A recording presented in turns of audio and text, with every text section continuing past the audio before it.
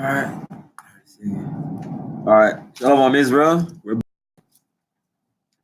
Wisdom of Solomon, chapter 2.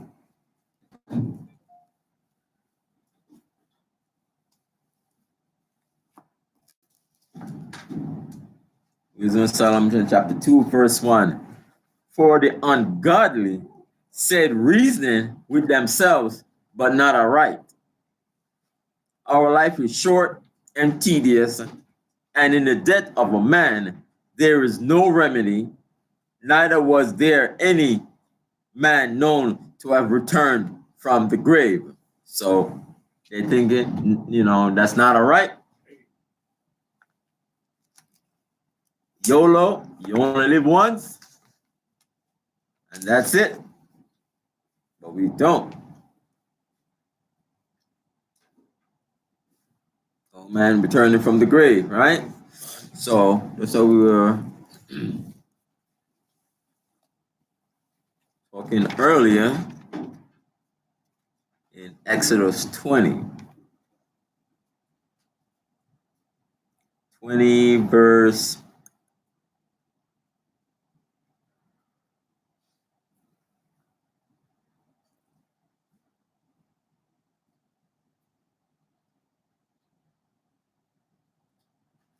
Exodus 20 verse 5 and 6. Let's talk about the third and fourth generation. You want to read it for me, please? Yeah, I'm going to do that because somebody asked me, how you know that? I said, hold on. I appreciate that. I said, I'll get the verse. Let you know every 3 to 4 generations we come back. As the same person, I said, I'll find that part out too. Here we go. You got it? You know, right here. Y'all ready? It says, thou shalt not, Exodus 20, verse 5. Thou shalt not bow down thyself to them, nor serve them. For I, the Lord, thy God, am a jealous God, visiting the iniquity of the fathers upon the children unto the third and fourth generation of them that hate me, and show mercy to thousands of them that love me and keep my commandments. Okay, that's it. Exodus 20 by 3. Be reading that to somebody, he said, now explain that to me. How come John over here, or Bob over here, Sally or Jason, how do they know they come back to the third and fourth generation? If you don't mind me asking, sir. I got people like me want, where I'm from. Okay, you ready? Yeah, we all want to know. Right?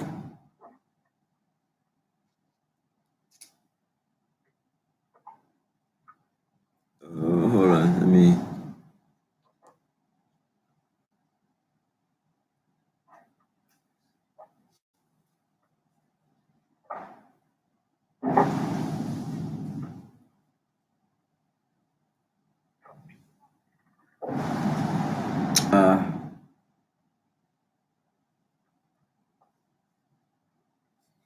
Get the exact verse. Shucks.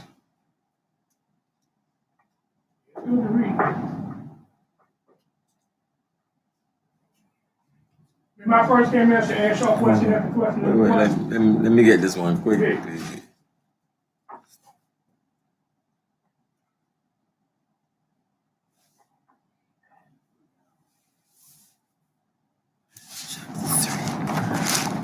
Flipping some pages.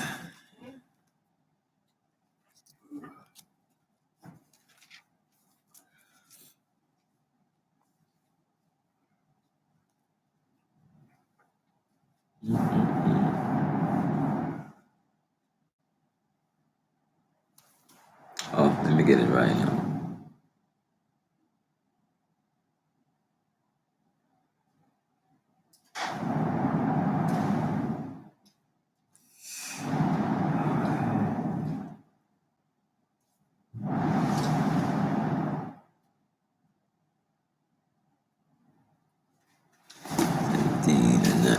Matthew chapter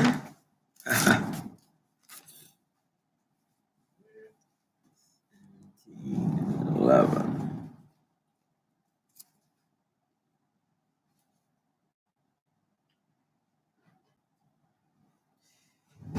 Matthew chapter 17, verse 11.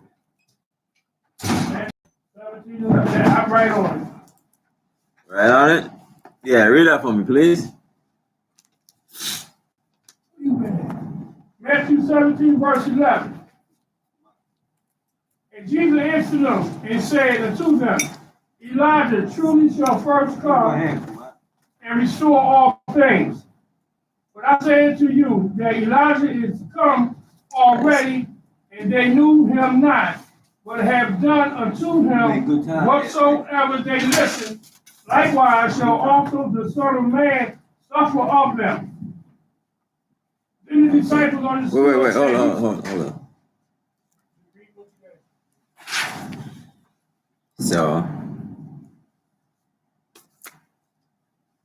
So he's talking about John the Baptist here. So he came first. He was a forerunner, right? Elijah. Yeah.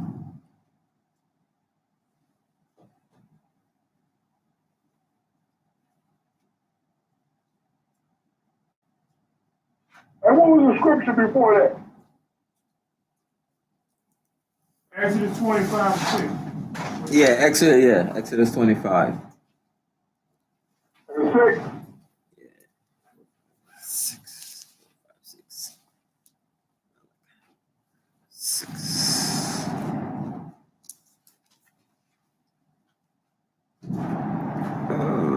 Hold on one second. I'm just gonna get my scripture right.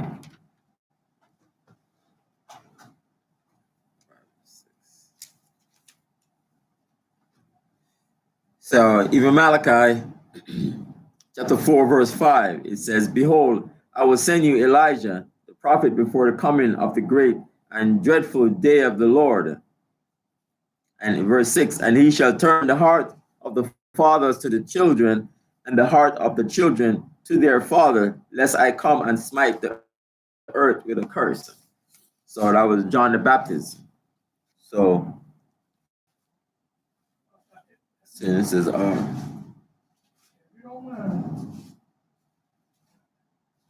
even John. Can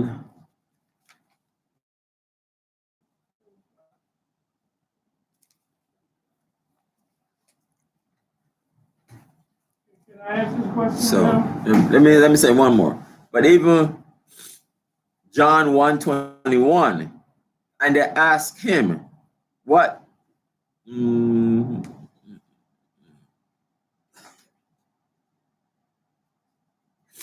John 1:21, and they ask him, what then art thou, Elias? And he said, I am not. Excuse me. Because yeah, go ahead. Come back. I will ask this question overnight with the guys. Nobody drink. We sit there, drink the juice. He said, man, child, you said that you come back to third and fourth generation. He said, where's that in the Bible? Now, this right here, what you read is good. Yeah. Oh, okay. All right, so the ungodly. Some more ammunition. I'm talking to another group of people, but they cool. But I got all three of these you gave me, Matthew 17:11. Malachi 4:5-6, and John 1:21. They will say, and. It's like the conversation we've having here about Genesis 1:25. That's gonna read one. Then you get the second Genesis. I said there go two different type of people right there. Yeah, but he didn't know. He didn't know who he was. He didn't know that he just saying his voice crying in the wilderness. All right, so John.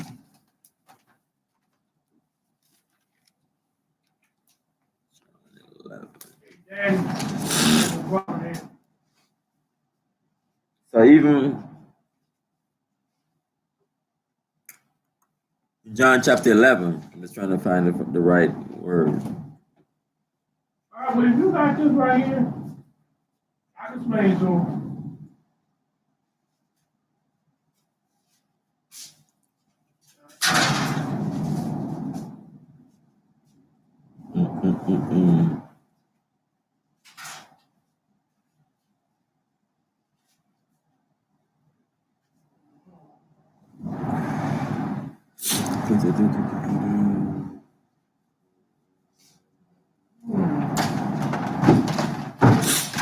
I think it's in John. In John chapter 11, which is said in the resurrection. John who? John chapter 11. Okay, I got that. John 11 who though? Now I'm trying to find the exact. Salakia, real quick. Can y'all hear me? Yeah. Are you still reading Wisdom of Solomon, the second chapter? I know I'm going off it, but let me come back to it back again. So why don't y'all read Wisdom of Solomon, the second? This is Sabbath service. Yeah. We select chapters that we're going to read. We go into the chapters, and any other questions pertaining to something else, we deal with during the break or after class, or during class during the week. So, I'm like, I'm trying to link, like, where is this coming from, Wisdom of Solomon, when Wisdom of Solomon's going into something heavy and deep, and that's what we're supposed to be bringing up in the Sabbath service. all right. So any brother or sister that might be there that has questions, they need to bring it up after class, but they should have brought it up during the break. Unless it's pertaining to Wisdom of Solomon. Okay, let me go back again. Verse 1 again. Salakia. So, Wisdom of Solomon, chapter 2, verse 1. For the ungodly said, reasoning with themselves, but not aright. Our life is short and tedious, and in the death of a man there is no remedy, neither was there any man known to have returned from the grave. So, there is a resurrection. We do come back from the grave when every 3 or 4 generations, like in Exodus 25 and 6. Verse 2, for we are born at all adventure, and we shall be hereafter as though we had never been. For the breath in our nostrils is as smoke, and a little spark in the moving of our heart. So as if we here, and if we just die, that's it. That's it. Verse 3, which being extinguished, our bodies shall be turned into ashes, and our spirit shall vanish as the soft air. As if we just go and just go. So as we read in this chapter or the first portion of the first half of this chapter, is dealing with the conscience or the voice of those who are wicked, right? Who don't see the truth or who don't understand this truth. So this is their rationale, their way of thinking of how they go about living their life, right? One, we could attest to this, have been in the world in the previous, in our previous state, when we was in the truth, we was thinking this way. It's like, oh man, I'm about to go wild out, I'm about to go rebel, I'm gonna drink so much that I'll pass out because that's living. You're gonna do a lot of things because you feel that this is it, right? When you look at in the New Testament, the Sadducees would have had this same type of spirit because they didn't believe in the resurrection, they didn't believe in the spirit, they didn't believe in the afterlife. So they would have, if they were carnal, minded outside of being in the scriptures, they would have had that same perspective where I'm just going to go out there and wild out, live my life to the fullest, right? So this is versus leading up into how they think. And then it's going to tie into how they deal or how they see those who are righteous or those who are dealing with the scriptures or those who are dealing with the Most High. And it's telling them the errors and the wrong way that they're thinking, right? And that how that battle is. So we all will be able to relate to people who's in the world who thought like this, or think like what we're reading. Like, nah, that's not the case. We gotta go and do this. Nah, man, you bugging out, man. Listen, just go out there and have fun. Just go out there, YOLO. You only live once. Come on, let's go. Yeah. That's that mentality that is not just right now.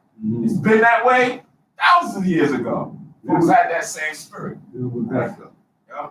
Just to go out there and just live my life to the fullest with no regard, with no, regard of consequences of your actions and what's going to come later on. They don't care about that. Yeah.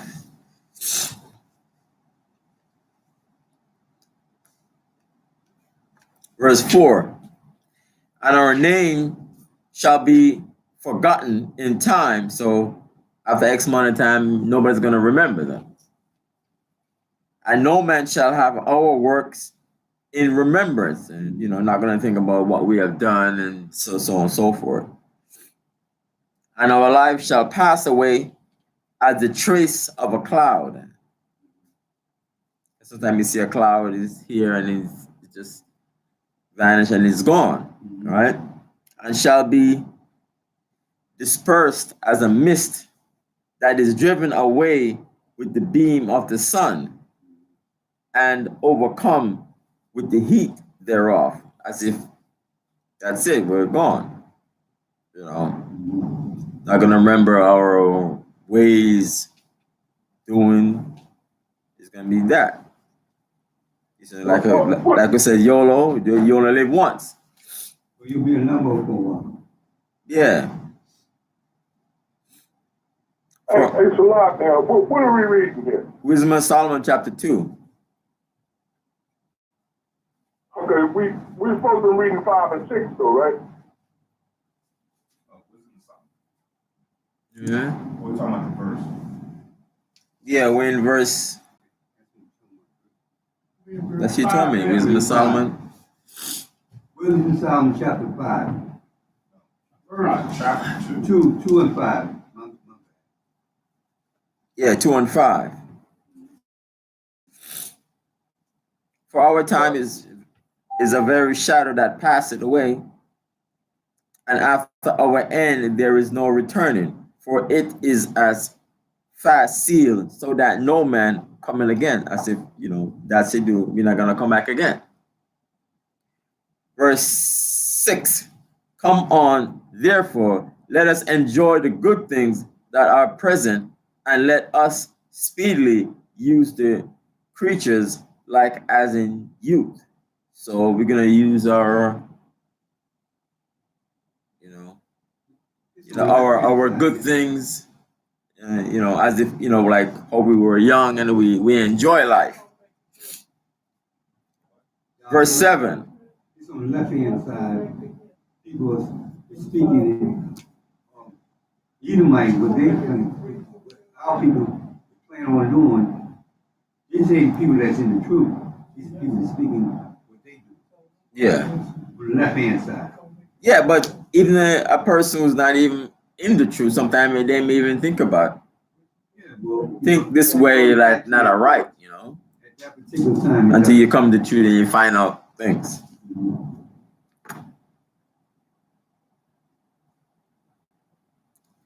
Verse 7, let us fill ourselves with costly wine and ointments, and let no flower of the spring pass by us. Let us drink wine, the good stuff, the best stuff that's been there. And we're gonna buy it and we're gonna drink it and we're gonna, anoint ourselves with expensive things. And let's enjoy what's there. Verse 8, let us crown ourselves with rosebuds before they be withered. Like back in the Roman time, they did the Olympics and they crown themselves, before they get withered, before they die out. Verse 9, let none of us go without his part of our voluptuousness. Let us leave tokens of our joyfulness in every place, for this is our portion, and our lot is this. So they may even set up statues and monuments of them and their big mansions and things, and try to have it recorded, and even probably even take pictures and paintings in our expensive clothing and things like that.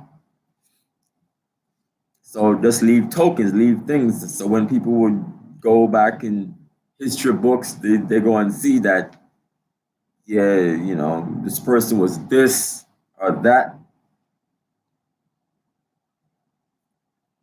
of their joyfulness in every place. So leave it all over the place. Verse 10, let us oppress the poor righteous man. So, we as Israel, we're trying to be,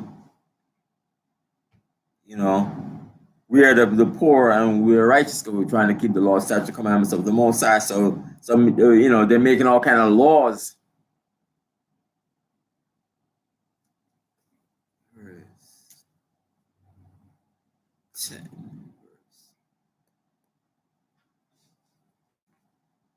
Oppress the poor righteous man. Let us not spare the widow nor reverence the ancient gray hairs of the age. So verse 10.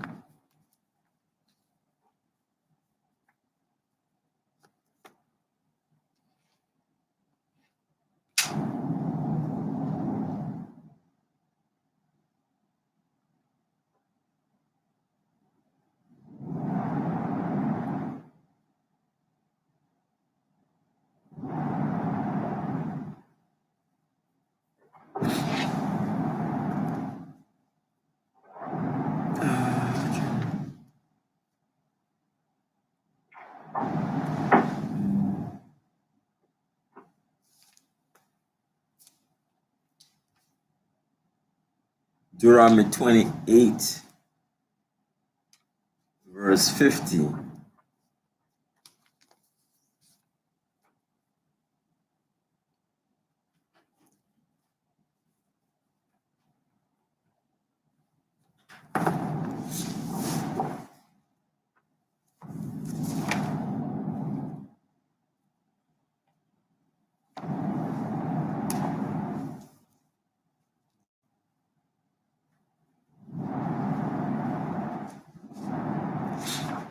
Deuteronomy 28, verse 50. It says, a nation of fierce countenance, which shall not regard the person of the old, nor show favor to the young.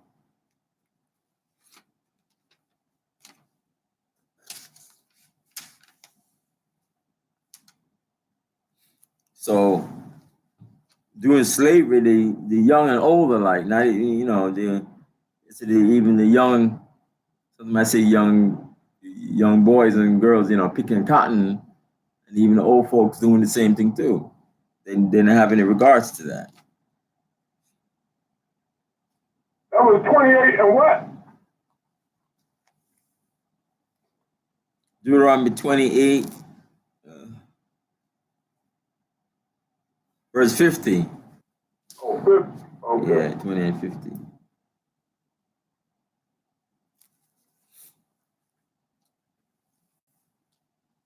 And even something, even they even implement laws to it too, to oppress us.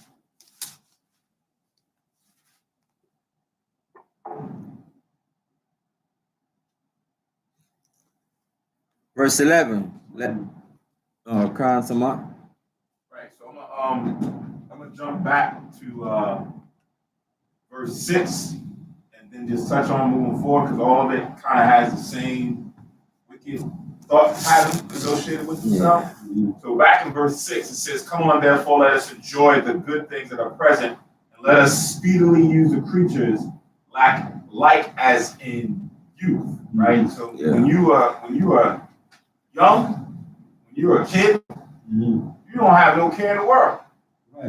right? You just go out there and you just do what you want, right? You don't have no regard of consequences. It's your parents that kind of give you discipline and tell you and try to correct you as you're going about doing things. But you know, a kid just goes out there and just does what he wants to do. He sees another kid has a toy, I'm gonna take it because I want to play with it, right? Then you start learning, hey, you can't do that. You gotta share your toys. You can't just go take someone else's thing. You gotta ask them for it, right? So there's a way of morals and principles that a kid don't have when you're in your youth.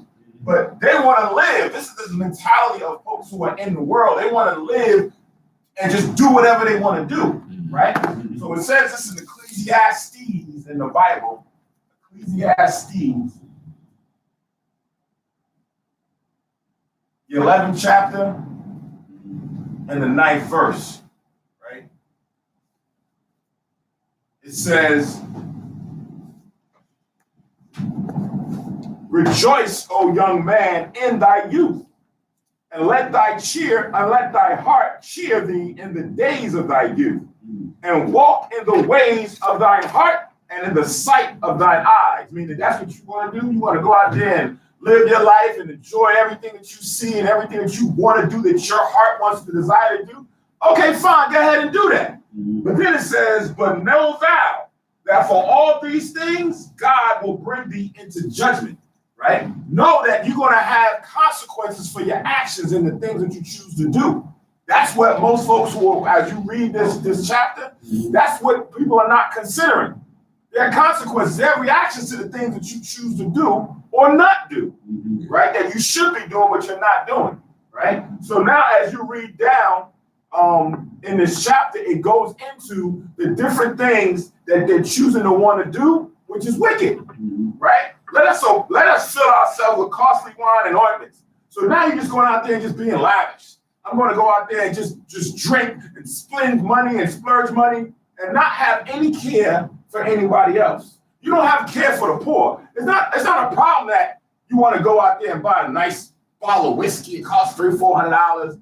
But then at the same time, you want to go and oppress the poor when you should be helping out the poor. You want to go and oppress the widows when you should be helping out the widows. But you don't have no care, no regard for them because it's all about you, right? That's the mentality and the spirit that we have been brought into society. It's all about me, right? That crabs in the barrel mentality has made you become very selfish. You don't care about the next person. The Most High don't operate that way. He tells us that we're supposed to love our neighbor or our brother as you love yourself. So if this is something that you want to drink costly wine, okay, share that with your brother. Go out there and help this person do that. But that's not what this is, right? So these persons who are saying these things that we're reading is the people that we're looking at and like, damn, that's jacked up. That's messed up that you think like that, right? And we will come and say that you shouldn't do that. Won't you help that brother out? Why would you do that to that brother? Why would you take that from that man? Why would you say that to that sister? Right? That's your sister. And I don't know her. Man, she like, listen, she got for let them go get that for them. Right? I'm gonna do what I gotta do for me. Right? That's that spirit and that's that mentality. Right? So in 1 Corinthians 14, now before I go to 1 Corinthians, I'll go to 2 Timothy. 2 Timothy, the 3rd chapter.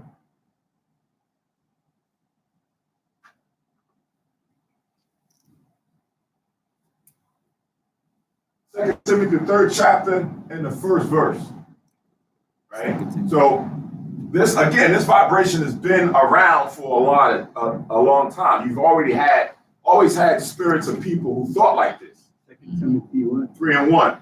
But it's going to even get worse, right? So Paul says here in the letter to Timothy, 3rd chapter, 1st verse, he says, this know also that in the last days perilous times shall come. Right? So that means it's going to get worse than what it is already. From what we see today, it's going to get worse and worse and worse. Right? So it says, for men shall be lovers of their own selves, like we just talked about. You're going to have people who have a real selfish spirit and not care about nobody else's plight, not care about nobody else's situation but their own. Until it comes to them, then they may say, well, I want everybody else to come help me out. But when it's not them, they don't have a care in the world, right? So it says, For men shall be lovers of their own selves, covetous, boasters, proud, blasphemers, disobedient to parents, unthankful, unholy, without natural affection. Like, people don't have a natural affection like we here in Philly. And I always say when we go to camp, there's no hardly any brotherly love. To say that you just got a natural affection or kinship towards your own. We're not talking about the other nations, just towards your own. You see what we go through day by day. You should just say, yo, man, we gotta start loving each other more because they damn sure ain't gonna love us the way we should be loving ourselves. So we should love. But that spirit just says, you know what? Nah, I'm good. You all right, bro? I'm good. But damn, we all suffer. How you just good by yourself and we all suffer. Let's try to come together and bring our heads together to figure out the best way to tackle this problem. Nah, I'm good. I'm good. All right, y'all, I'll catch you later.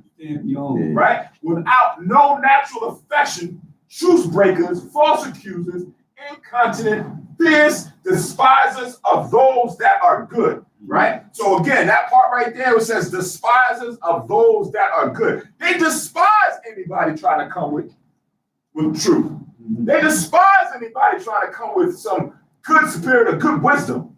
Man, get out of here. Who do you think you are? You can't judge me. You talking to because you got that Bible, you this, you that.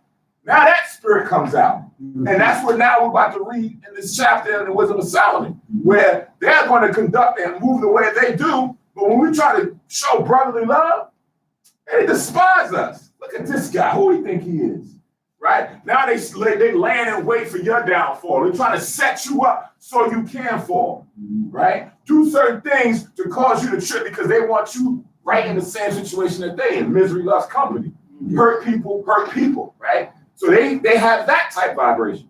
So it's always been there, but the Most High doesn't want us to operate that way, right? 1 Corinthians 14. 1 Corinthians 14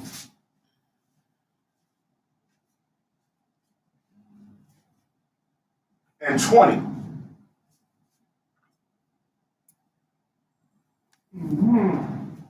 So it says, 1 Corinthians chapter 14, verse 20. Brethren, be not children in understanding. Howbeit in malice be ye children, but in understanding be men, right? So if you want to go out there and live your life like in your youth, when it comes to beefs and issues and problems, the way how we used to handle when we was a kid, be that way, right? Because a kid could be mad at another kid for a minute because he took his toy or whatever. 5 minutes later, they cookie crunch. They're bosom buddies again, right? They're playing again. They forgot about that problem. Whereas now when we're adults, we don't do that. Now we holding on to grudges. Now we plotting on our brother. Now we want to render evil for evil. So the Lord said, in malice, be like a kid. But when it comes to your rationale and your thinking and your decision making, be like an adult. Be like the men that the Most High wants you to be. So that's how you got to operate. You can't think like how they're thinking right now in this chapter because they're thinking like children. They're thinking like they want to just go right back to being a kid. You know how sometimes I'll be at work or having a conversation with people and they get into that conversation about, man, I remember when I used to be a kid, I ain't have a care in the world. I wish I could go back to being a kid. You would go back. I could go back and not having to worry about nothing. I didn't have to worry about bills and decision makings and what because my parents took care of that. I don't want to worry about nothing no more. Now you're taking away the responsibility of you in your adulthood. You say you want to throw that all away because you want to go back to that youthful mentality. The Lord said, no, you got to become a man. When you was a kid, you were an adult. You got to think like a man. Think like a righteous woman, right? So throw those cans to the side and then step up to the plate, right? So now this chapter in Wisdom of Solomon 2 gives us the battle because that's what we're reading about. This is the battle that we're going on with our own at times. We know we're going to have that with the nations, but we're going to even have that with our own. They're going to despise us because of who we are and what we do and what we say. Regardless, we haven't done anything that's offensive to them, but it's just now calling them out on their own stuff, and now it's not, received well, right? It's not something that they want to accept. So now they're going to lay in wait for us. That's what we're reading about now. That's it. Verse 11.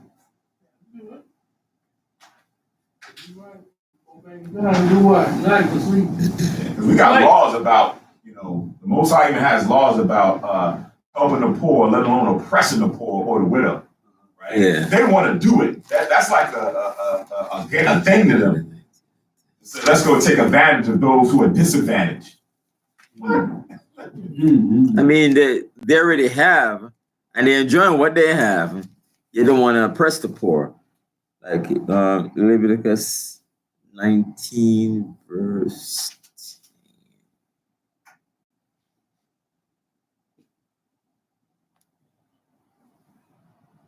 I'm going to link this one.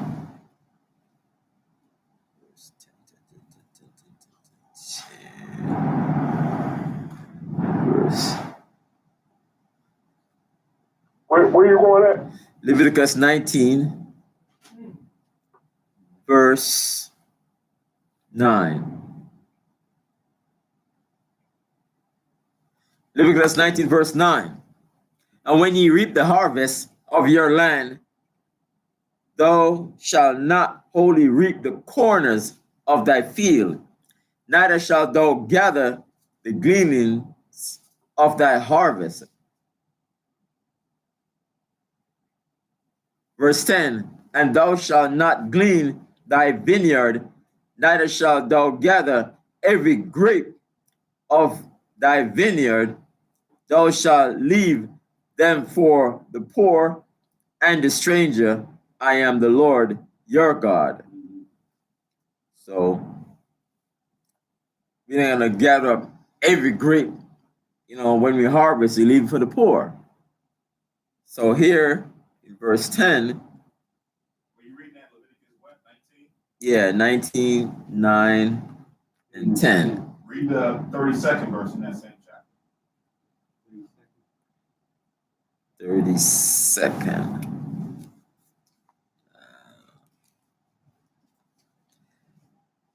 Leviticus 19, verse 32. Thou shalt rise up before the hoary head and honor the face of the old man and fear thy God. I am the Lord. Right, so that's one that can go with verse 10 when it says, let us oppress the poor righteous man that you was reading. Let us not spare the widow, nor reverence the ancient gray hairs of the age. So they say they don't want to reverence the ancient gray hairs of the age. Whereas right here in the law says that you're supposed to rise up before the hoary head and honor the face of the old man, right? You're supposed to respect those that came before you, that paved the way, that helped you out, that that you benefited from. Give them their just due. But they're like, man, we ain't caring about them. Get them, man. They had their day. That's that old way. We the new generation coming through, right? And now the old and the young, they don't have a good relationship together to kind of move forward.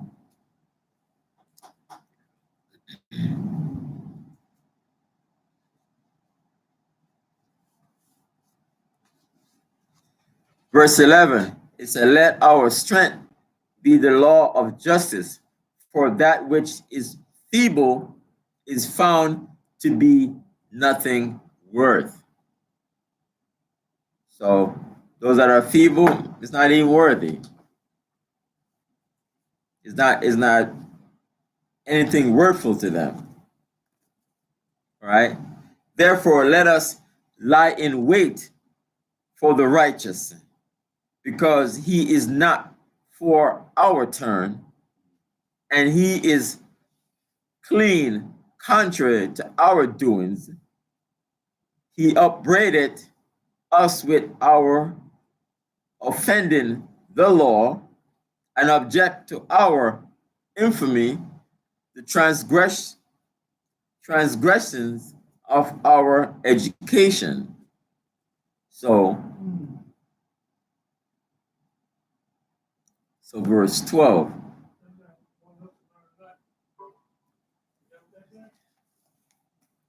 What's that? Education. Transgression about education. But then like them don't want us to learn something. Who's that? No. This is just not Esau. This is even your own. Yeah. Oh, okay, all right. Yeah, You that's read the good. verse. It says, "Therefore, let us lie and wait for their righteous," meaning they're praying on your downfall. They're waiting for you to stumble. Yeah, okay, Right? all It right. says, "Because he is not for our turn," meaning he is not accepting of how we act and how we conduct ourselves. And he is clean, contrary to our doing. This guy's not like us. He's more righteous. He's more upright. Whereas we love sin. It says, "He upbraideth us with our offending the law and objected to our infamy, the transgressions of our education." Like they like to sin. Right? Yeah. They like to go about and just do wickedness. Right? But this guy is objecting to it. I remember you know, he's in the world, and you, matter of fact, what was that movie with I think it was Menace to Society. Yeah. I think it was Menace to Society. And you had the brother, I think he was Muslim, or something like that. Oh, the Muslim brother? Yeah, the Muslim brother. And then you had the other two, they was just, you know, they was street dudes. Yeah. But the Muslim brother, you know, he used to always try to come with knowledge and come with, oh man, come on, man, shut up. You always want to come with this. Yeah. And he would always upbraid them about the decision that they wanted to make. But you see how that, you know, he was cool, he was hanging around them, but he wasn't of their cloth. So you had that battle. It's almost something to similar, but a little bit higher because you don't even really associate with folks who do that. We were just continually upbraiding the person. Yeah. Right, because they were raised together, that's why. Yeah. You right about that. You were raised together, like you raised with your brothers, regardless, it depends on how tight you were. You know what I mean? Yeah.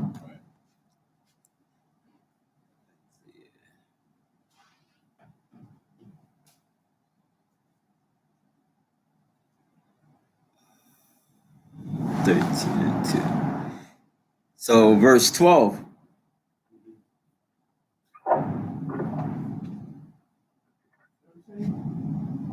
He upbraided us with our offending the law and object to our infamy in transgressing of our education. So, like even Isaiah 13 and 2, it said, "Lift thee up a banner upon the high mountain, exalt the voice unto them, shake the hand that they may go into the gates of the nobles." So they know that we're out there. Are we teaching the law, statutes, and commandments of the Most High, and show that they're the wicked, right? So they know who we are, where we are, of the wickedness, you know, what they're doing, and we talking about it. Are we out there in the streets? They just can't just bow and jump on the other side. Yeah, because it bothers them.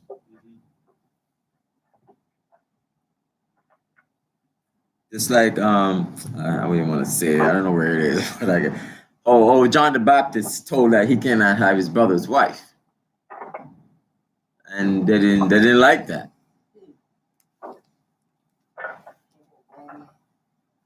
Yeah. So even John the Baptist got beheaded for that. You see where it's set up.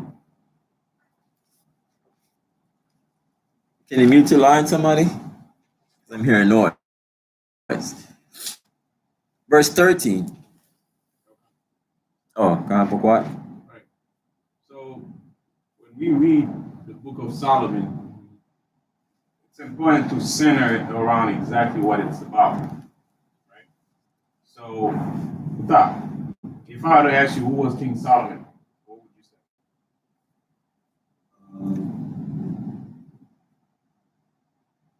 King Solomon, he was king at that time.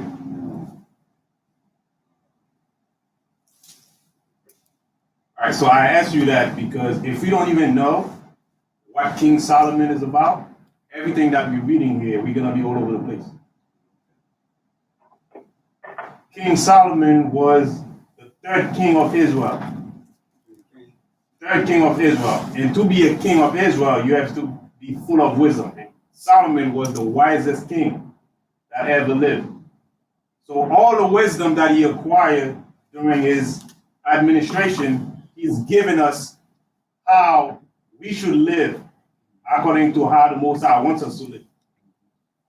Right? So first and foremost, we got to get that out first, basic. Then anything that we're gonna learn about going forward in the book, we're gonna find out about him and what he has accomplished for the people, not for himself, for the people. Because everything that he's pushing out is pretty much showing us how kings supposed to live in righteousness, supposed to establish judgment, as opposed to what people out there are doing that are contrary to what the king of the Most High should be about. Right? So in the book, you're gonna find out his story is also told in the book of Kings, right? And also in Samuel. So when you see those books, Can you you want mute to your find line, out please? how kings supposed to behave, right? You go through the first king and second king, right? So you find out, and you're gonna find him in there, and you're gonna find David in there, right? So that's pretty much he's expounding on what he has learned all throughout his kingdom, right? Establishing what Israel king should be like, how we should conduct ourselves. We should not conduct ourselves as the other nation. Since we wanted a king, right? At first we wanted a king, the Most High give us a king. But the king that we want, the Most High said, wait, I have plans for you. You are my people. Right? You are my people. Wait, I have a king already, everything lined up for you. Right? But we couldn't wait, so they give us Saul. Saul was our first king, but he's not the model of righteousness when God wants us to learn right, the way the Most High wants us to learn righteousness. So we have to know about Solomon, what he stands for, and who he is from the get-go. Then when we start reading the book, we're not all over the place. Because we know we're going to learn wisdom in that book, in which each wisdom is going to pertain to a particular aspect of life. Here's how you deal with your brother, how somebody was bringing about, right? It's about justice. How do we establish justice in that kingdom, right? So that's pretty much what it's about. Right? If we don't know that, we will be all over the place because we're going to be making up stuff and pulling stuff out of thin air and not even knowing why we're reading the book.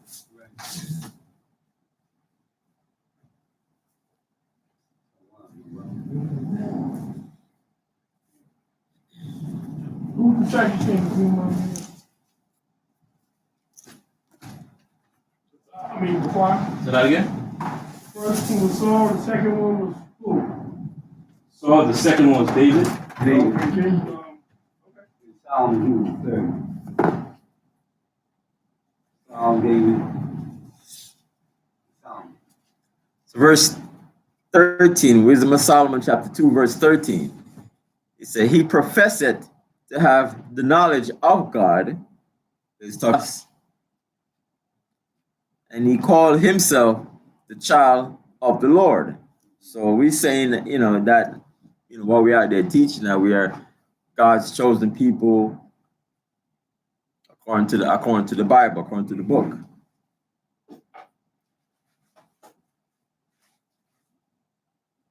So that's what the ungodly is saying about us here.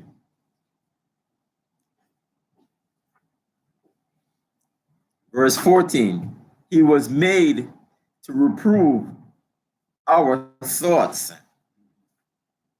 So, like already in Isaiah 13:2.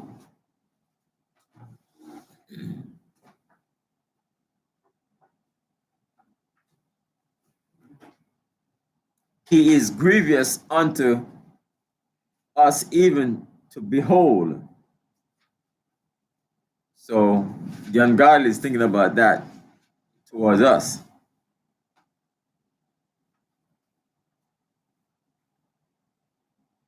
For his life is not like other men's. So we're trying to keep the law, statute, commandments of the Most High to the best of our ability. Say,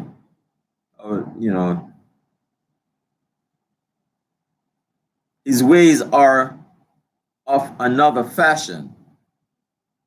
So that's how we read in the Feast of Dedication, Hanukkah. So they want us to come away from our laws and keep their laws. Right? Some of our people went over to them and started doing the Greek ways. Is the car? Is this the Jesus you talking about? Hmm?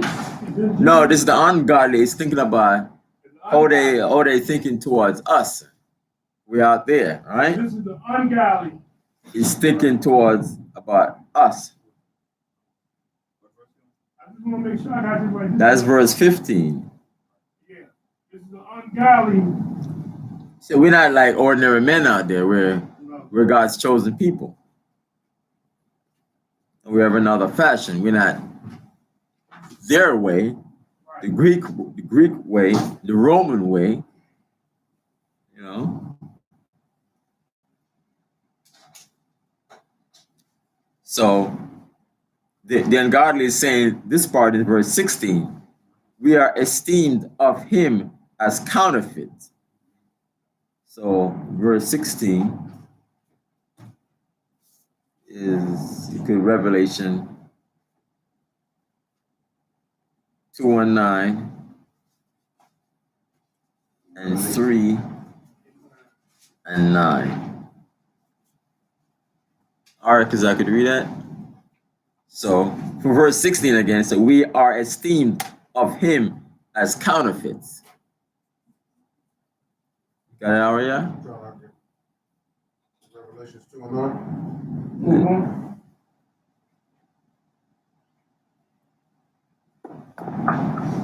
Revelations chapter 2, verse 9. I know thy works and tribulations and poverty, but thou art rich. And I know the blasphemy of them which say they are Jews and are not, but are the synagogue of Satan. So they're counterfeits.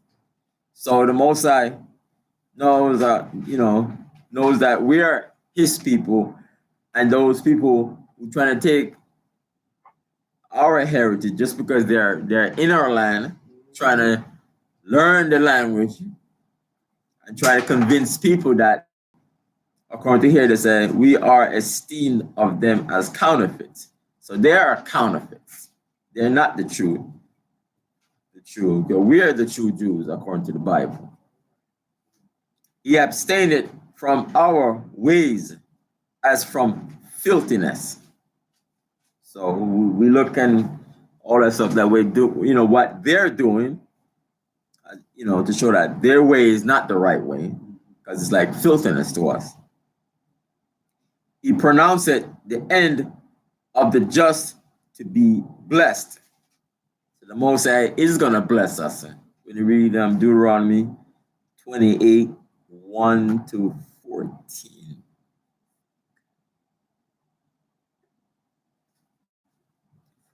Verse 16, I think, right? Deuteronomy 28, 1 to, I think it's 14.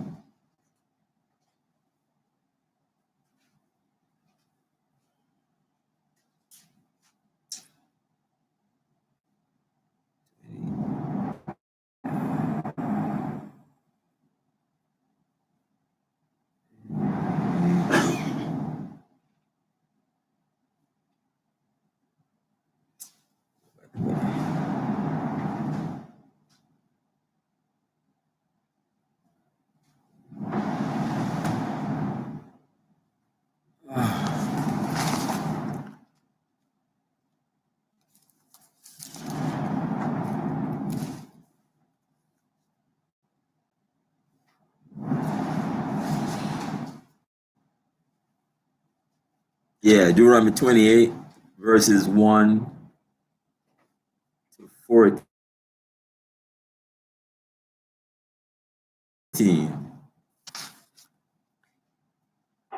That that the Most High is gonna bless us, because we'll be the just, and make us his boast that God is his Father. Read Matthew 6 and 9. That God is. You read the other verses. I'm the God of Abraham, Isaac, and Jacob. Verse 17, Wisdom of Solomon chapter 2, verse 17.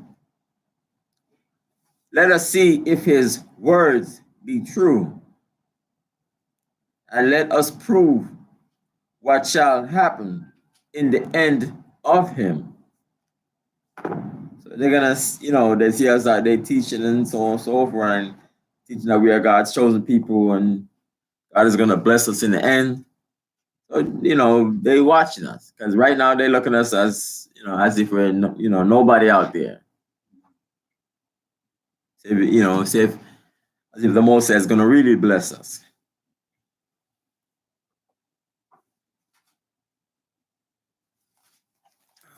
Let me get this quickly.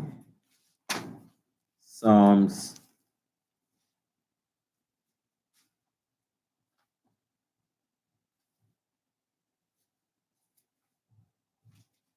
126 and 2.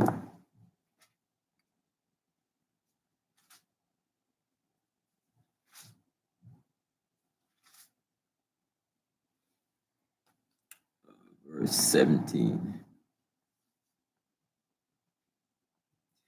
Psalms 126, verse.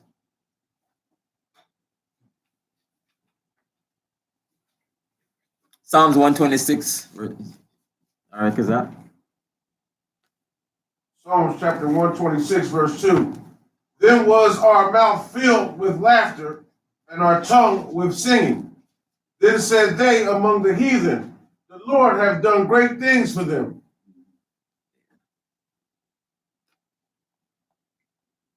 So they're going to see it. See the end of him. They're going to see that. The Lord hath done great things for them, for us. For if the just man be the son of God, he will help him and deliver him from the hands of his enemies.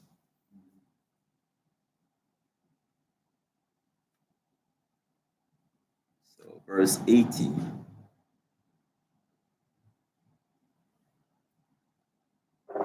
Psalms 83. All of them in here. See which.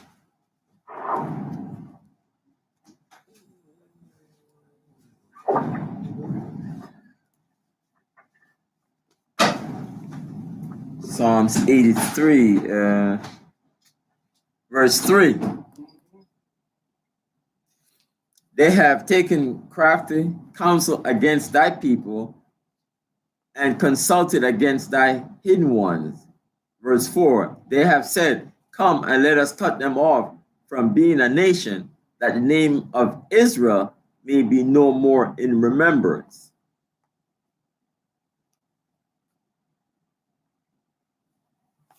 Verse 18. Psalm 83, 3-4. Verse 19. Let us examine him with despitefulness. Let's look down upon him and torture, that we may know his meekness and prove his patience. So regardless of what they're going to do to us, look down upon us, despiteful, torture, and our meekness, how humble we are, and we're going to, prove his patience for whatever they're going to do to us.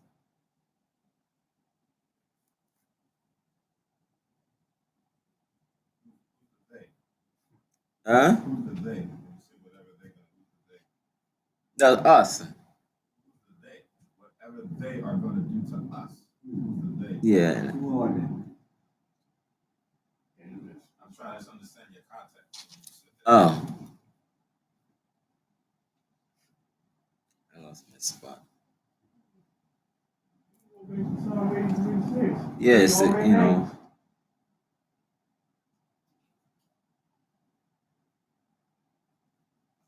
let us, that we may know his meekness and prove his patience. In verse 19, right?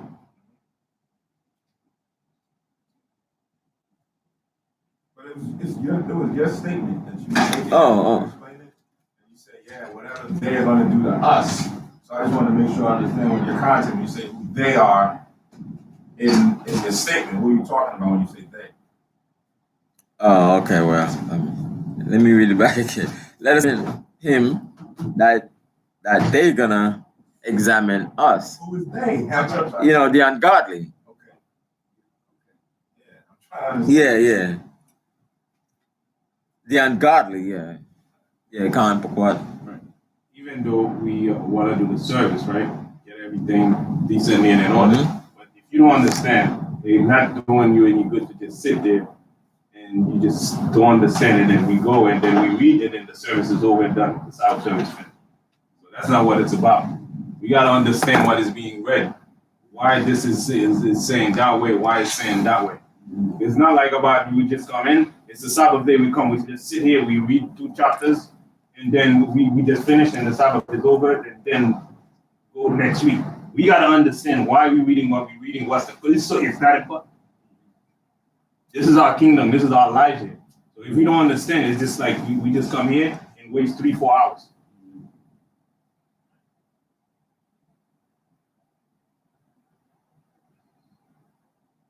The ungodly. Yeah, the ungodly. Who's the ungodly?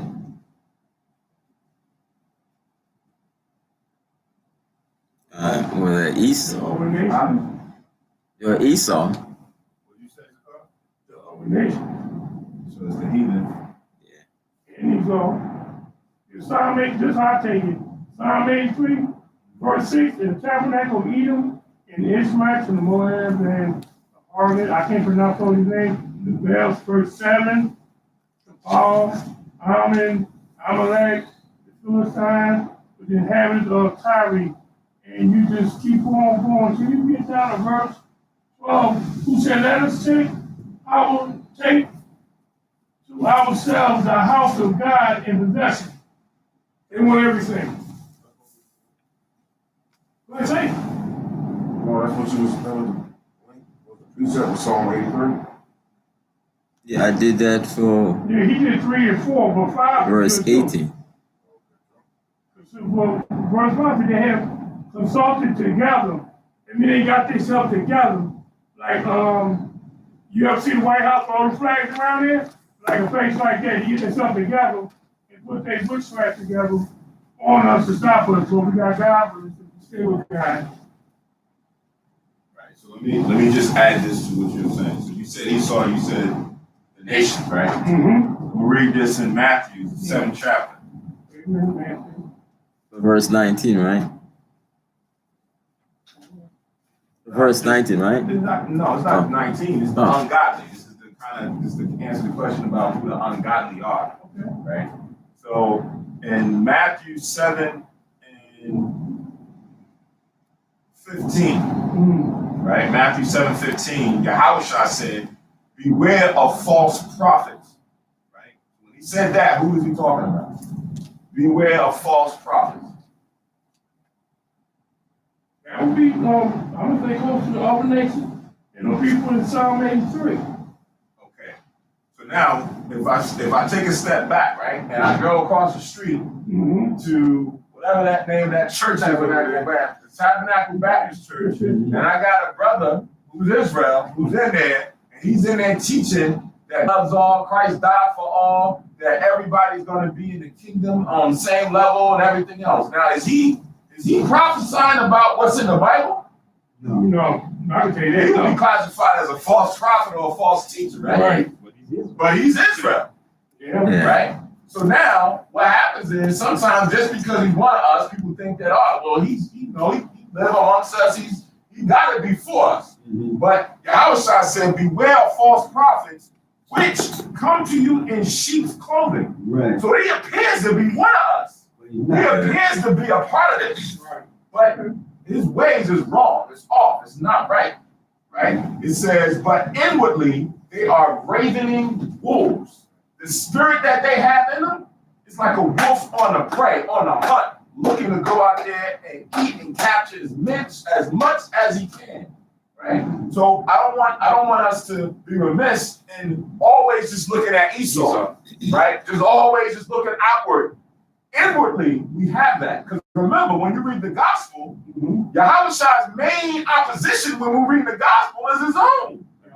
The Pharisees and chief priests, right? They were his main adversaries at the time when he was going about. Towards the end, they went and got Esau to do the actual murder of Yahushua, right? When it came to our benefit as far as him being a sacrifice for our sins, but you got a lot of us who do wrong to us, right? I don't know if anybody, I was like, if I use today's, up to date, I watched the movie Queen and Slim. Now, in the movie, you would think, yeah, it'd be Esau.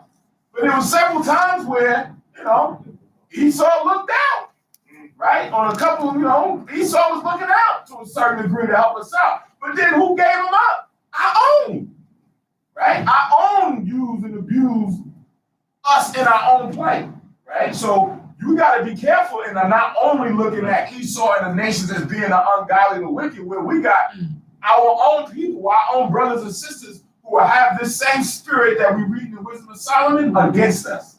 So we got to be smart. That's what Yahushua said. You got to be aware. You got to watch out for your own. They'll do this to you. You be simple-minded and you get caught out there and you're not prudent in your decision-making to kind of try the spirit by the spirit. See where his brother or his sister coming from. If they got my best interests at heart. Because I got their best interests at heart, but I don't know if they got my best interests at heart. So I got to deal with them wisely, cautiously, right? So that I can continue to maintain my days, right? So don't always, we know Esau is Esau. We know Esau is going to be Esau. As the Most High created him, that's what he was going to be, right? So on the surface level, that's easy. Esau is easy. You know you're going to do it. Yeah, we know what they're going to do. But now it's your own. Now you don't expect it to come from your own like that. You're like, damn, brother, I thought we brothers. Like, how you going to do me like that? Right? Check this out. Can Esau walk in here and sit down? No. Well, quickly spot him, right? Well, the brother can come here and sit down, Right. but he may not about doing right. Right. Yeah, that's true. That's why you got certain camps. That's why you got certain camps who take the extra measure. Like, all right, when you come through here, we patting you down, right? We want to see your license. We copying your driver's license. We copying everything we want to find out. Then they got brothers who want pay stubs and everything. Like they're very overly cautious about who come through their doors because they don't know within their own who got their best interest in mind. Yeah, but, like so Dylan Roof came in, it's like, okay, we can spot him, All right. It's like we're not people. You're not gonna, your brother's your brother anyway, but you gotta be don't judge according to appearance, judge righteous judgment. Right. You keep everybody on check.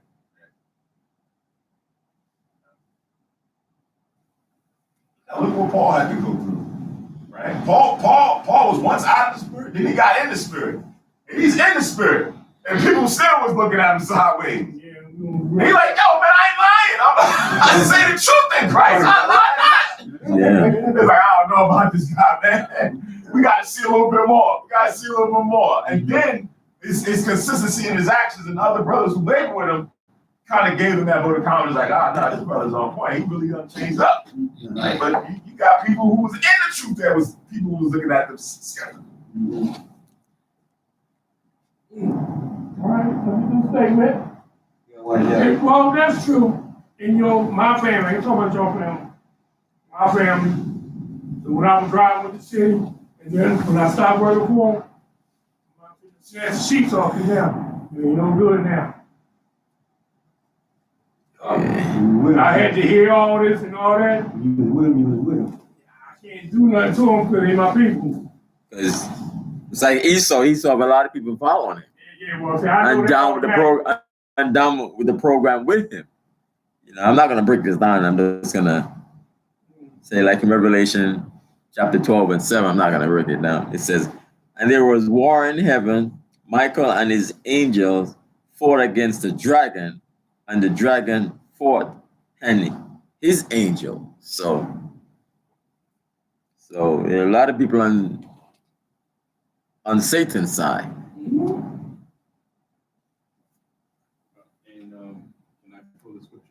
Yeah, sure. 1 Peter 5:8. Be sober, be vigilant.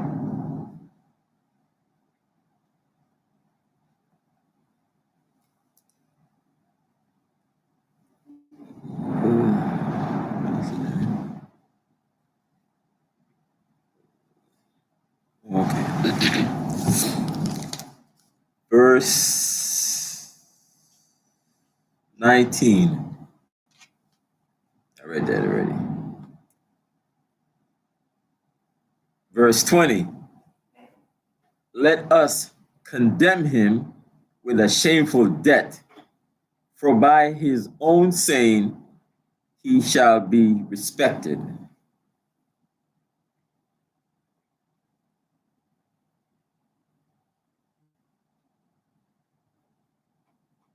Because, when we speaking the truth and the words of the Most High, they're going to want to condemn us with, shameful debt.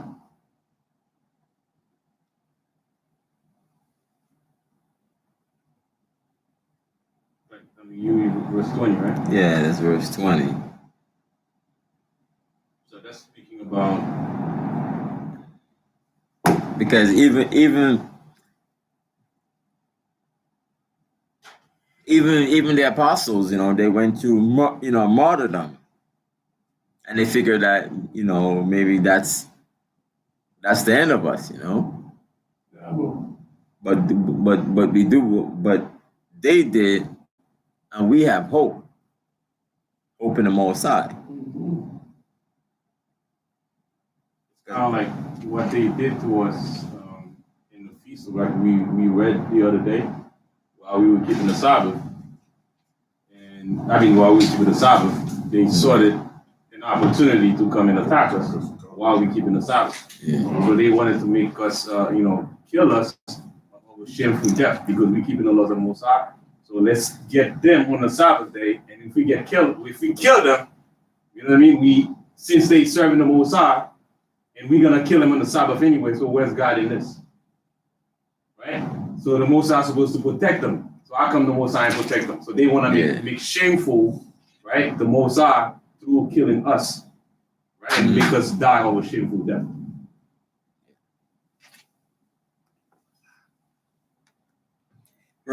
Verse 21. Such things they did imagine and were deceived, for their own wickedness had blinded them. So these are things that they have done. So, being themselves the wicked, they figure that, they're going to do all this, thing to us, but their wickedness blind them. They don't see that in the end, like I read in Psalms 127 and 126. Psalms 126 and 2 is blind them. But in the end, they're going to see the Lord had done great things for us. They're going to see that.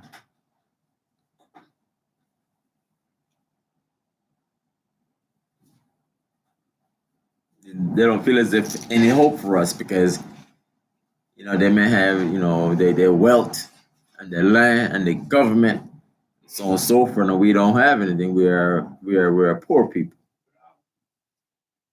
They may give us a little crumbs here and there and then snatch it back up. So their wickedness blind them.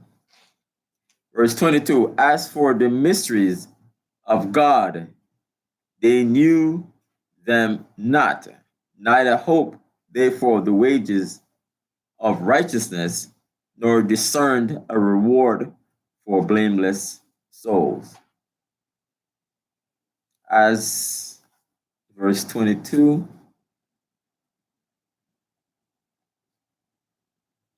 Psalms 147:19.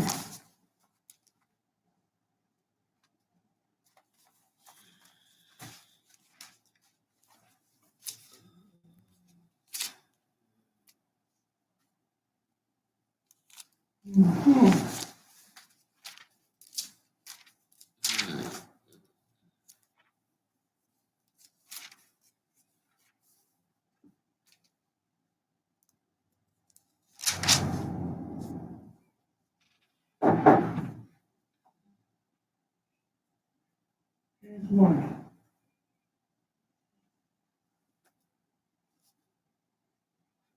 Yeah.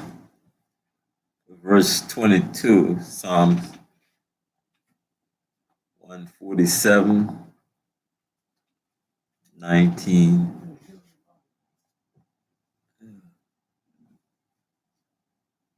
19 and 20.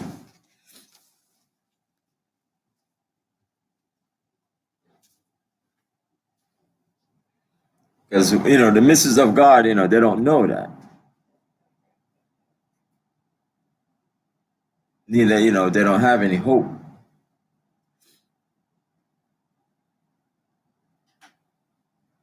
And our reward, they're not able to discern that. Yeah. Gone Pequot, because they don't know what the Most High has in store for us. It's linked up with also Romans 6:23. Verse 22. Like you're saying, 6. they don't know the purpose of why the Most High wants us to be righteous. Because the wages of righteousness is everlasting life, and the wages of sin is death. So their wickedness blind them so they cannot see the error in their ways. So they think persecuting us, even if we get killed, they think it's the end of it because there's no coming back for us. But as long as you die in your house shot, it's okay because you inherit everlasting life. So that they don't understand that concept. So to them, once somebody die, you die. That's it. But if we continue in doing the will of the Most High, even if we die physically, right, by the wicked, this is a good thing because we in the Most High and we have a chance to live everlasting life. They don't understand that, right? So the wages of sin is death. So they don't understand the full concept of the mystery of what the Most High has in store for the righteous. So they continue to do wicked without understanding why, when a righteous man stand his ground and die, then he's gonna still inherit everlasting life. So whatever happened in the kingdom of the Most High, it's okay. Just like Job, whatever happened in the kingdom, as long as we in the Most High, it's okay. If the king allows it, it's okay. We're gonna be all right anyway. But that they don't understand. You want to read that verse? Even No, you can just write it down. Okay. 6:23. Romans 6:23.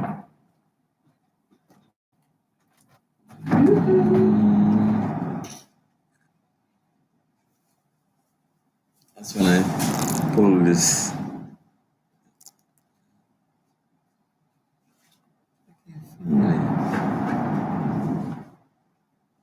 Everlasting life.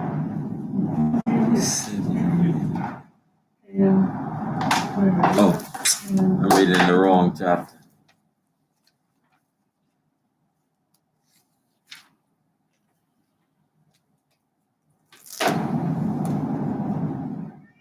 Even Second Maccabees, chapter 7.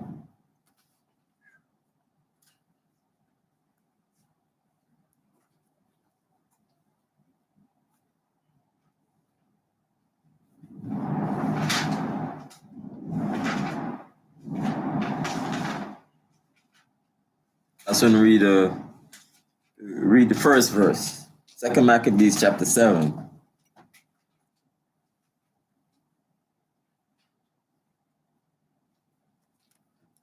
It came to pass also that 7 brethren with their mother were taken and compelled by the king against the law to taste swine's flesh, and were tormented with scourges and whips.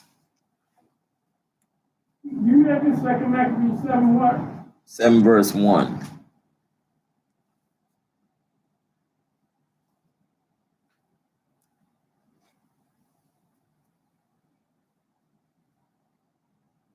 So they, they serve. So eventually, they all died.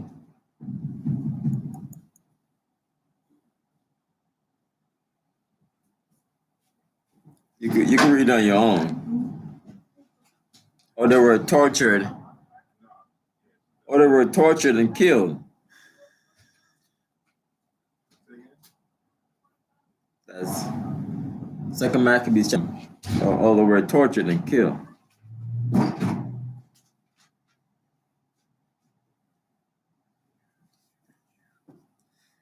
Verse 23. For God created man to be immortal and made him to be an image of his own eternity. That's what they don't get. Yeah. They may have the authority now to do all these things to us.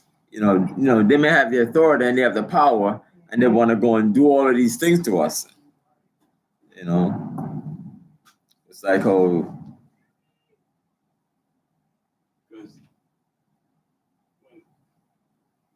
when you think about it, Esau, Satan, they know everybody's afraid to die. Right? He knows everybody's afraid to die. What he wants to put in our head is live your life, because we never see a dead man come back. You know what I mean? YOLO. So just Yeah. live your life.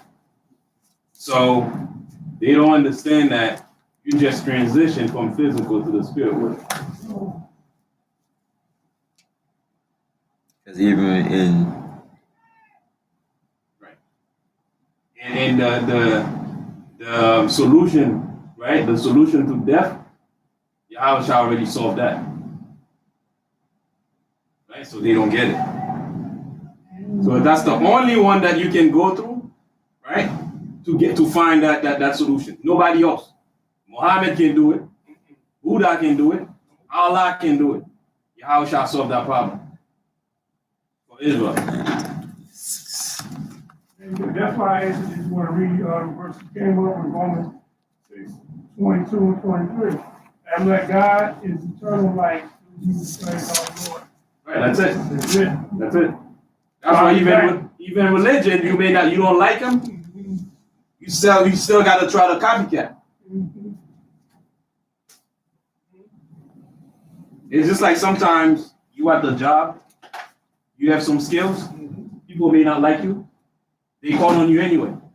It's not like they want you to be there, but they can't get rid of you because of your skills.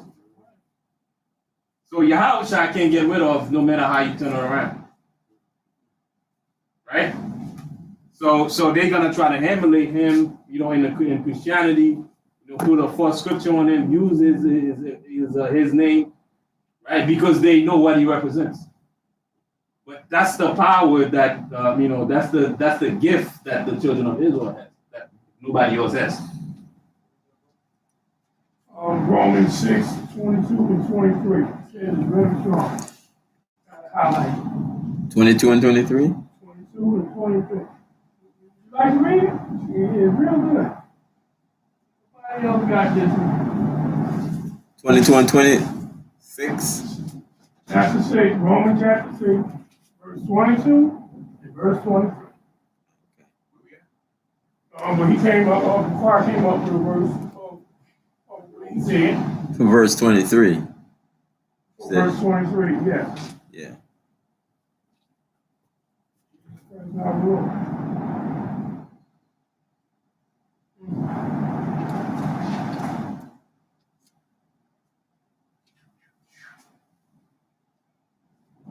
Because even in Job 19:25,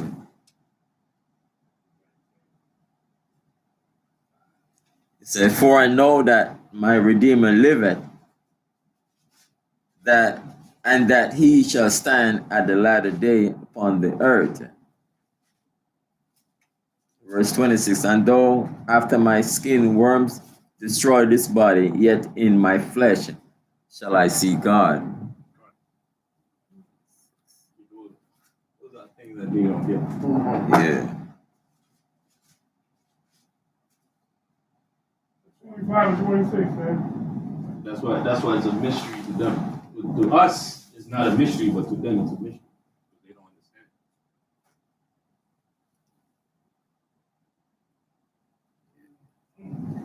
It's, as if we have hope in something that they can't see because they have their riches and their powers and so on and so forth that they have, and it's like we have this. What do you have? And they want to enjoy all of that right now, as if we have no hope. Verse 24.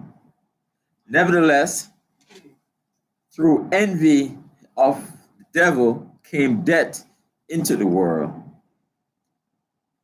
and they that do hold of his side do find it. So after God created everything was good, envy of the devil, he saw all of that, and then just became chaotic afterwards, and Satan came in. He found a way in. And then death.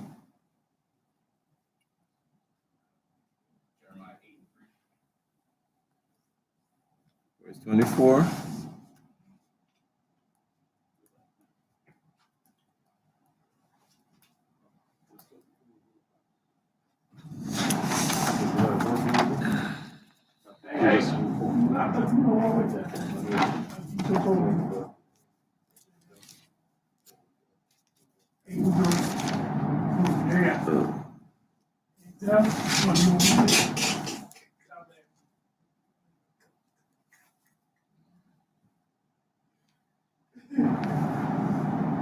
I got that from him too. Jeremiah 8:20.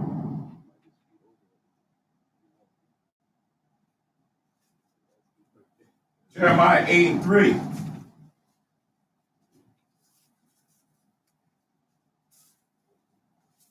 And death shall be chosen rather than life by all the residue of them that remain of this evil family, which remain in all the places whither I have driven them, saith the Lord of hosts.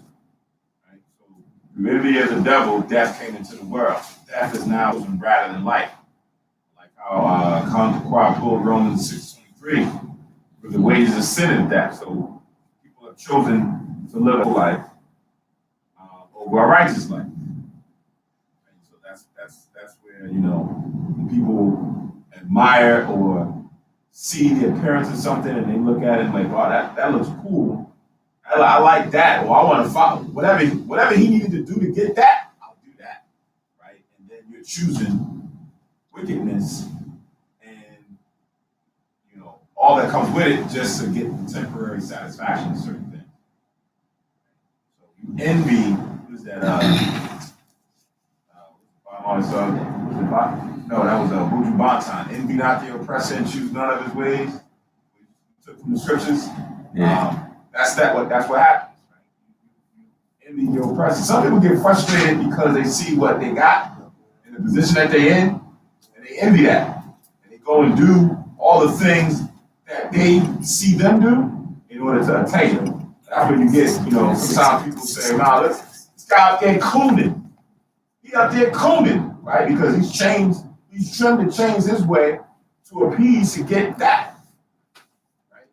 And then he looks down on his own because, that's what they do. They look down on us and now they begin to start looking. Your own start looking down. Separate themselves from it.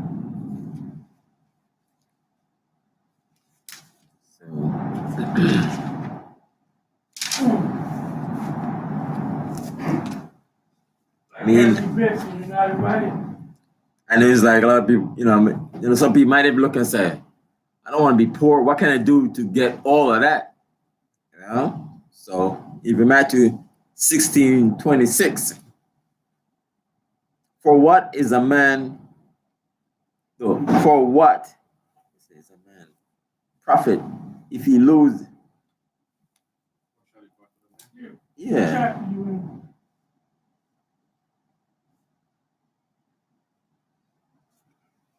For what is a man profited if he shall gain the whole world, and lose his own soul? Or what shall a man give in exchange for his soul? So, you want to gain the whole world, but you lose the soul in the end.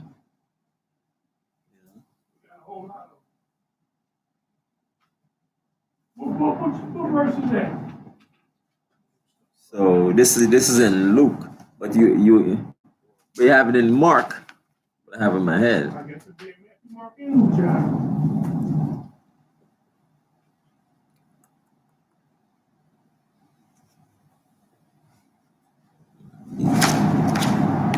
Right there. Yeah.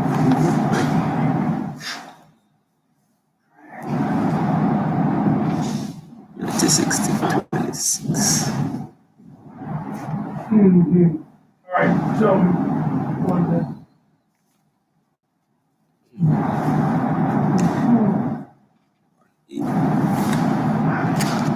8:36.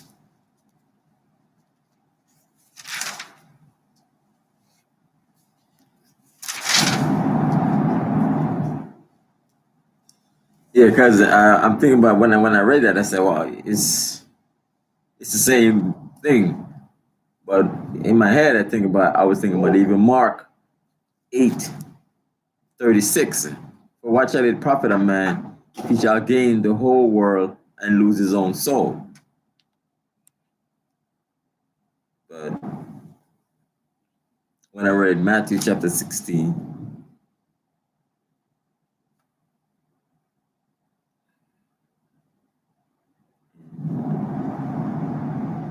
Sixteen 26.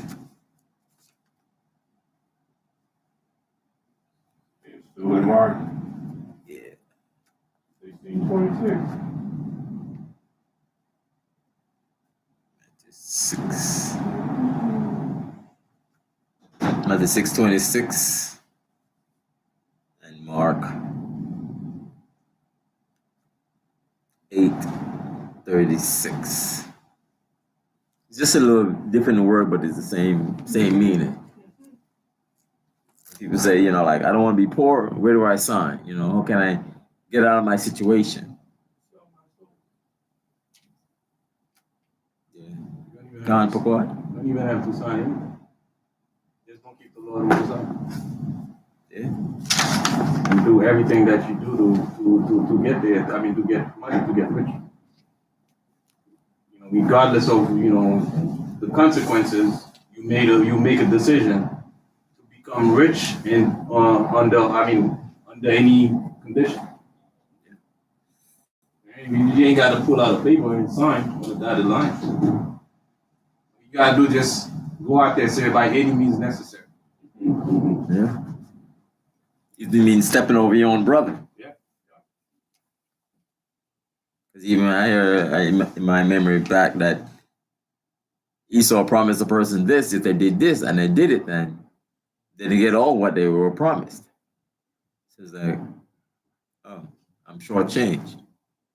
You don't want to shortchange yourself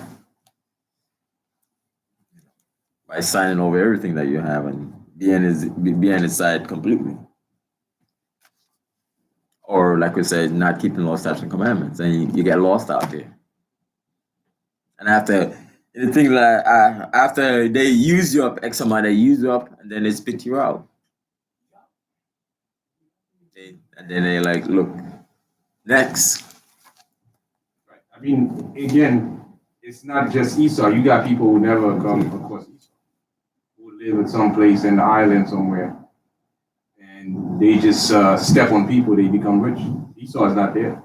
Yeah. So who's baiting? They doing? They doing Satan's baiting, right? So Esau is the chief of Satan's domain. He's ruling over everything, right? But the devil jumps in at everybody, like we were saying. I mean, the Satan spirit jumps in anybody.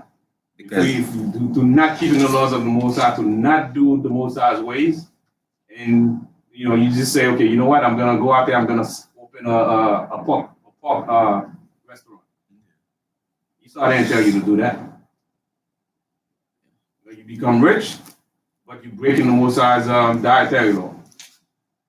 Crab shack, right? He's trying to tell you to open a crab shack. The strip boat. Right? Yeah.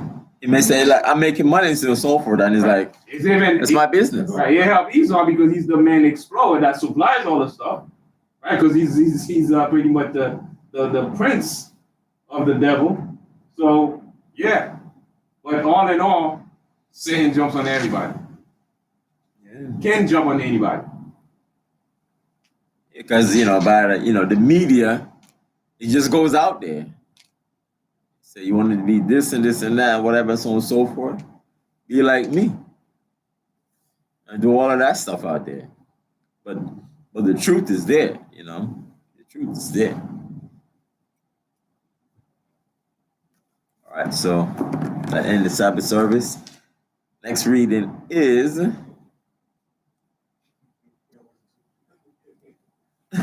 next reading, Old Testament.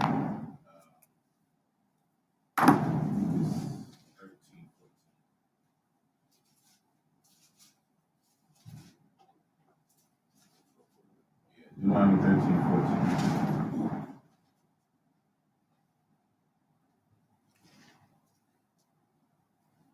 13, 14.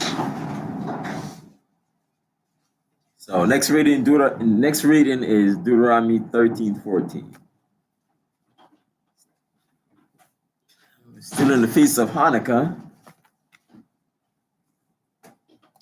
And the closing will be next Thursday, sundown. And can we cook on the Sabbath? Yeah, we could cook on the Sabbath because it's a feast. It's because it's a feast week. Feast week, yeah. All right. Stay tuned for the closing prayers. Who made the chicken? Figure that out after the service. Who's that the service?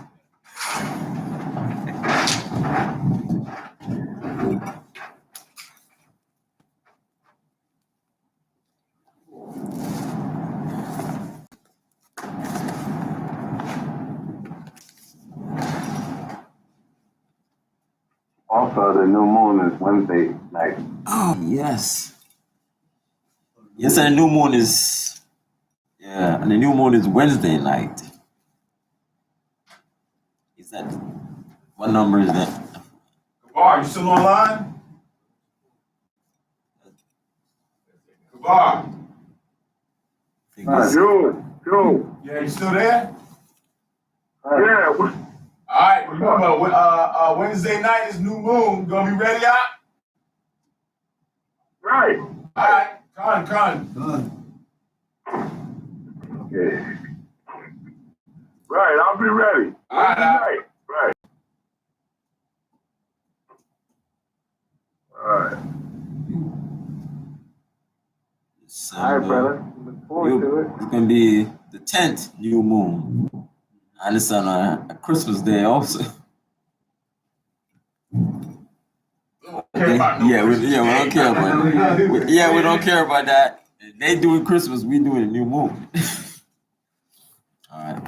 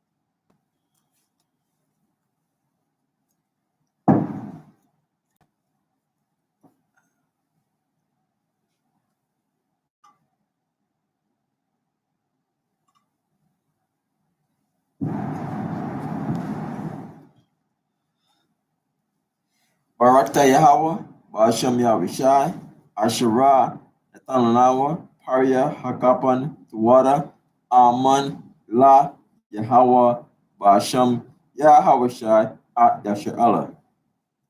Blessed are you, Yahweh, in the name of Yahushai, that give to us the fruit of the vine. Thank you, so be it to Yahweh, in the name of Yahushai, with Israel.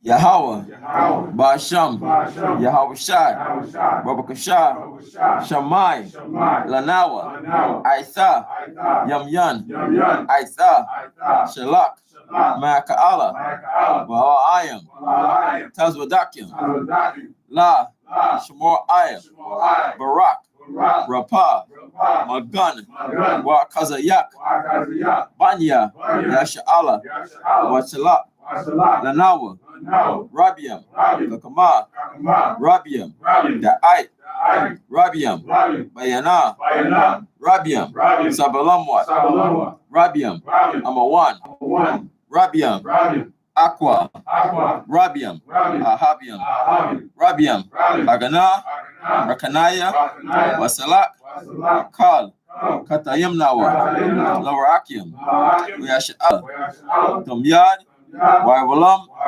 Basham, Yahawashai, Tawada, Aman. Yahweh, in the name of Yahawashai, please listen to us now, right now. Send Michael and the righteous power angel to watch over, bless, heal, protect, and make strong the children of Israel, and send to us much wisdom, much knowledge, much understanding, much patience, much faith, much brotherhood, much love, much spiritual protection, and forgive all our sins for the brothers and Israel, always and forever, in the name of Yahushua. Thank you, so be it. The Four Corners Prayer. Yahweh, Ba'asham, Yahushua, Barak Nawa, Weasha'Allah, Wabati Sapari. Yahweh, in the name of Yahushua, bless us and Israel and the house of books.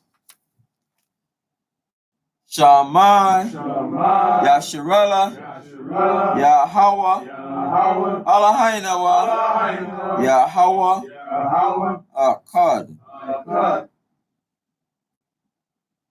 Hear, O Israel, the Lord our God is one Lord. Amen. All right. Shalom, Israel. Enjoy the rest of the Sabbath and Hanukkah.